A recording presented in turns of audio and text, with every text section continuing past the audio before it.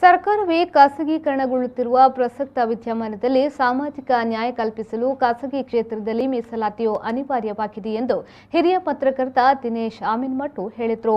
ಅವರು ಮಂಗಳೂರಿನ ವಿಕಾಸ ಬಳಗವು ನಗರದ ಕಚೇರಿಯಲ್ಲಿ ಏರ್ಪಡಿಸಿದ ಮೀಸಲಾತಿ ಹೋರಾಟ ಆತಂಕಗಳು ಸಾಧ್ಯತೆಗಳ ವಿಷಯದ ಕುರಿತು ಸಂವಾದಗೋಷ್ಠಿಯಲ್ಲಿ ಮಾತನಾಡಿದರು. ಒಂದು ಕಾಲದಲ್ಲಿ ಮೀಸಲಾತಿ ಫಲಾನುಭವಿಗಳೇ ಇಂದು ವಿರೋಧಿಸುತ್ತಿದ್ದಾರೆ. ಸಾಮಾಜಿಕ ಹಾಗೂ ಸ್ವಾಭಿಮಾನದ ಬದುಕನ್ನ ಅವರಿಗೆ ಅದು ನೀಡಿರುವ ಅರಿವೇ ಅವರಿಗಿಲ್ಲ. ಭೂ ಸುಧಾರಣಾ ಕಾಯ್ದೆ ಫಲಾನುಭವಿಗಳೇ ಇದಕ್ಕೆ ಸ್ಪಷ್ಟ ನಿದರ್ಶನ ಎಂದು ಹೇಳಿದರು. ಯಾವ ಹೋರಾಟ ಕೂಡ ಇದು ಪ್ರಾಕ್ಟಿಕಲ್ ಅಲ್ಲ. ಅಂದ್ರೆ ಅದು ಸಾಧ್ಯ ಇದೆ ಅಂತ ನೋಡಿದ್ರೆ, ಉದಾಹರಣೆಗೆ ಕುರುಬರು 2A ಇಂದ ST ಕೇಳ್ತಾ ಇದ್ದಾರೆ. ಏನ್ ಸಿಗುತ್ತೆ ಅವರಿಗೆ? 2A ನಲ್ಲಿ 15% ರಿಸರ್ವೇಷನ್ ಇದೆ. ಸದ್ಯಕ್ಕೆ ST ಯಲ್ಲಿ ಇರೋದು 3% ರಿಸರ್ವೇಷನ್.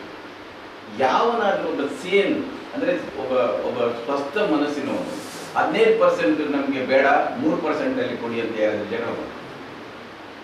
ವಿಧಾನಸೌಧದಲ್ಲಿರುವ ನೌಕರರಲ್ಲಿ ಎಷ್ಟು ಮಂದಿ ಈ ಕಾಂಟ್ರಾಕ್ಟ್ ಬೇಸಿಸ್ ಮೇಲೆ ಇರ್ಬೋದು ಅಂತ ಲೆಕ್ಕ.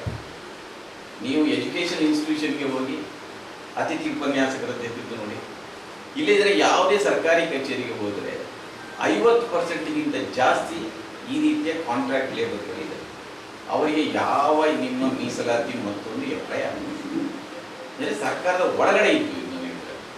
ಇನ್ನು ಖಾಸಗಿ ಸಂಸ್ಥೆಗಳಲ್ಲಿ ಮತ್ತು ಸರ್ವಿಸ್ ಸೆಕ್ಟರ್ ಇರುವವರು ಅದು ಬೇರೆ. ಅದರಿಂದ ನಮ್ಮ ಹೋರಾಟ ಎಲ್ಲಿ ನಡೆಯಬೇಕು ಅಂತ, ಅದಕ್ಕೆ ಈ ಮೀಸಲಾತಿ ಬಗ್ಗೆ ಚರ್ಚೆನೇ ಒಂದು ವ್ಯರ್ಥ ಚರ್ಚೆ ಇರುವುದು. ನಿಜವಾದ ಹೋರಾಟ ನಡೆಯಬೇಕಾಗಿದ್ದು ಖಾಸಗಿ ಕ್ಷೇತ್ರದಲ್ಲಿ ನಾವು ಮೀಸಲಾತಿಯನ್ನು ಕ್ಲೇಮ್.